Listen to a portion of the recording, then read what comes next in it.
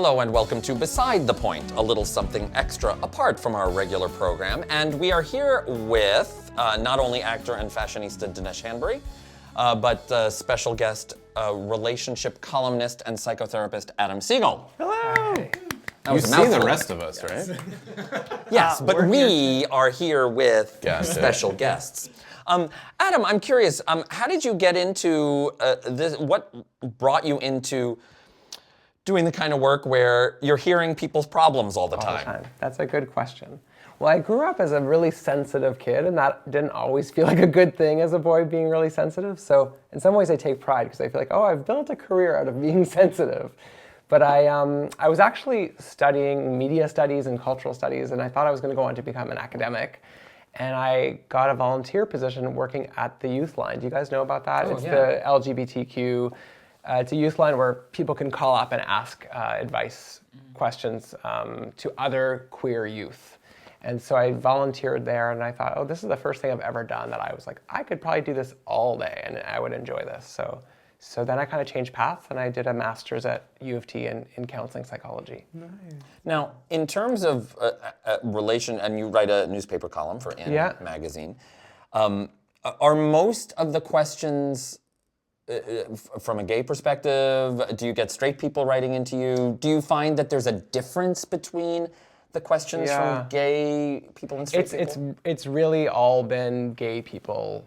Men and women, I'd say mostly men. It feels like the readership of the magazine is more so men, but it's it's in magazine, and it could be like Canada's Gay and Lesbian something. But I think the readership is more men. Well, what about in your practice? I mean, you have straight people. Got a whole wide range. Yeah. So do you find that the relationship issues are different between the gay people relationships and the straight people relationships? I think a lot of them are really, really similar. I mean, relationships just like stir up all of our insecurities and all of our childhood traumas and vulnerabilities. It's a scary, it's a risk, it's an emotional risk to get in a relationship in general. Actually, it's funny. We all want to, I shouldn't say all.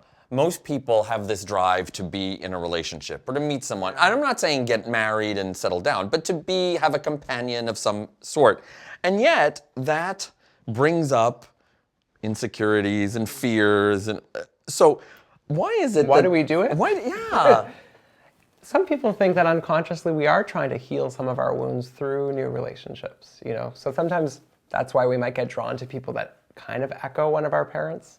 When I was dating, there was a friend I had who was a therapist, and I would call her and she would say, oh, so did you go on a date with mom or dad last night? Because typically we might be drawn to people that kind of echo our parents, but with maybe an unconscious hope that this time we'll get it right, or, we'll find a way to communicate better with that person or heal in some way. And there's also a lot of people who don't choose to be in a relationship, who don't feel like it's necessary for them. And actually, we talked about this before doing the show, but I think something that I really admire about the LGBTQ community is that there's a lot more frank discussion about open relationship, closed relationships, monogamy, non-monogamy, that in the straight world there can still be sort of this notion of like, I only have eyes for you, yet there's a whole bunch of cheating going on, and sort of this charade that... Well, it's funny, because I know a number of couples who, like, one partner wants to be in an open relationship, but one doesn't, or gay and straight. Those are people who shouldn't be together. No, you can't say that. No, I don't. Because that's a fundamental, like in my mind, that's a fundamental separation of what the relationship is, and you're ultimately not going to be successful when one person wants to be with a bunch of people and one person does not want that to be the case. But is that a relationship killer? I think you're probably right that for a lot of relationships that's not going to work. But interestingly, I've worked with people where they're in a relationship where one person is pursuing sex outside the relationship and the other person isn't. But if they're okay with that, that's fine. But I'm saying if one person wants a closed relationship for both of them and the other person doesn't, that was how I read what you were saying. That's like a no-go, yeah. Is that usually a physical thing, or is it like a romantic thing? Yeah. I think, I don't know if I see this the right way, but I guess you hear the term polyamory and the term open relationship or non-monogamy. And I think about polyamory as a situation where people are having multiple or more than one romantic relationships whereas open relationship might just more so imply actually it might imply the whole range of romance or sex. But I hear more of people who have open relationships where there's room for sex outside of the relationships in sort of designed ways of what that's going to look like, and fewer people who are in relationships where there's other kind of lasting relationships happening. People do it quite beautifully, but it's a lot of work. I always tell people monogamy is a lot of work and open relationships are a lot of work. It's just what kind of work are you up for? Relationships are a lot of work. Yeah. So it goes back to the question Yeah. of why are we drawn to do it if it's so much work? There's this really great line, sorry, it always sort of resonates with me in Tick, Tick, Boom that Jonathan Larson wrote, where he says, why would we rather go through hell than sleep alone at night? And and that's the thing. I found myself in relationships in the past that I probably knew were doomed or whatever, but I'm like, well, I feel like the sort of constant pain that I feel every day being with this person is still better than the sadness of being alone or whatever. I think part of that is these romantic notions that are not necessarily realistic. Yeah. I mean, when you were first on the show, it was right before Valentine's Day, and we were talking about that stuff.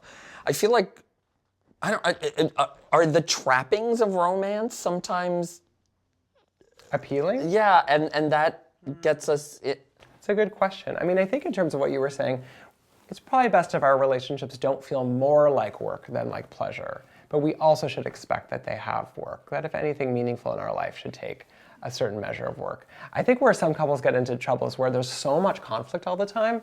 And I remember reading somewhere this quote, and it's always stayed with me, and I wish I remember who said it, but it was something like, we often mistake intensity for intimacy.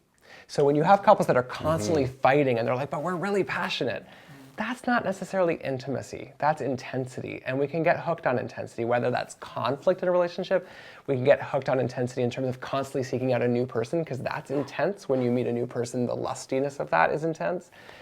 Certainly being with someone longer term, it stops being intense, but it also becomes some other things, like something pretty special in some other ways in terms of the depth of the relationship or how well you can get to know someone. But you don't want to mistake intensity and fighting for true intimacy. Yeah. It's beautiful. Yeah. Well, it's not my quote, but someone told me that, and I thought it was really useful. And Matt said it's beautiful while looking right into Doug's eyes. What's going on there? Nothing. I don't know. They're having a bromosexual romance. It's not bromo. It's not sexual. It's something. Doug has a girlfriend now, and it just broke my heart. If it's any consolation, I think she'd rather be with you. So, I mean, look at you. Well, Adam, maybe you can help them afterwards. I'll work out to some couples therapy. But if other people have questions for you, what's your website? It's Adam Segal, AdamSegal.ca. And Dinesh, we didn't talk a lot with you today, but if people have fashion questions? Email me at dinesh.hamri@gmail.com. Cool. And actually, the last time both of you were on the show, we had, not to switch topics amazingly, but we did talk about eating insects. In fact, it has a name. Entomophagy. I can't say the Entomophagy? Entomophagy. We could probably get to the point. It's eating insects, and there's been a lot of press about how insects are the new protein source of the future. So there were some people who, at the time, when we first talked about this, said they would never eat them, but then they said they would. So we thought, well, what better way to eat an insect than on camera? So I still have some of the chocolate-covered insects here. So for those that want to chow down on those, but I'm more interested because Dinesh, you had one of the chocolate ones, but we also have the salt and vinegar crickets there. Can I ask how much those cost? It was, I think, $6 for the. Are you kidding? It was like $1 a cricket. And it's 4.3 calories per cricket, just so, I don't know, for those who care. Just for those who care. I also don't, box. the box is kind of cute. I don't, it says it has 0.67 grams of protein, which For the isn't whole a lot of thing. protein. No, it's not. Yeah, so don't. But for those, now just telling you, I am not eating these. But for those who said they would, Gordon, Matt. I never said I would. Yeah, you said you You would. said you would. Okay, you know what? I'll eat one just because. Stop. Oh, what? Oh my god, that's so gross. We'll have to talk about this in therapy. Ah, it has eyes, you guys. What the hell? Ooh. I can't. Come on. Chug, chug, chug, chug, chug, chug, chug, chug, chug, chug.